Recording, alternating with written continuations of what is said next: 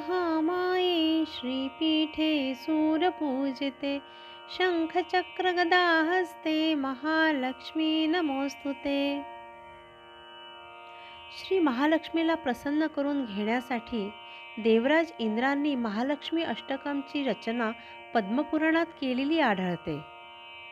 11 श्लोकांचे हे स्तोत्र असून अनुष्टुप छंदात आहे।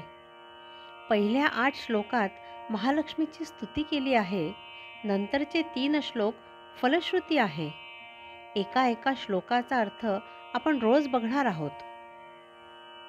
परमात्मा परब्रह्माची शक्ती असून ही सारी सृष्टी निर्माण करणारी महामाया, सर्व देवता तिची पूजा करतात।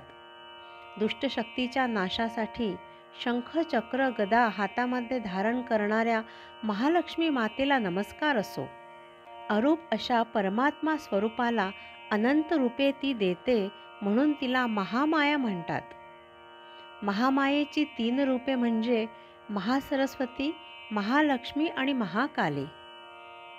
श्री म्हणजे पवित्र किंवा शुभ, पीठ म्हणजे केंद्र, शुभ करणारी, शुभदायक म्हणजे श्रीपीठ। सूर म्हणजे देवदेवता।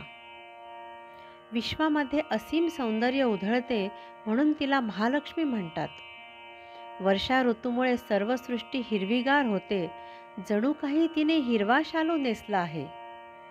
ग्रीष्म ऋतू संपल्यानंतर सृष्टीला नवसंजीवनी प्राप्त होते आणि निर्मिती होते ती वर्षा ऋतूत। या सृष्टी सौंदर्याची निर्मिती करणारी महालक्ष्मी आणि तिचा उत्सव म्हणजे नवरात्र, कारण ती याच काळात आपला आविष्कार दाखवून प्रगट होते। अशा महालक्ष्मीला नमस्कार।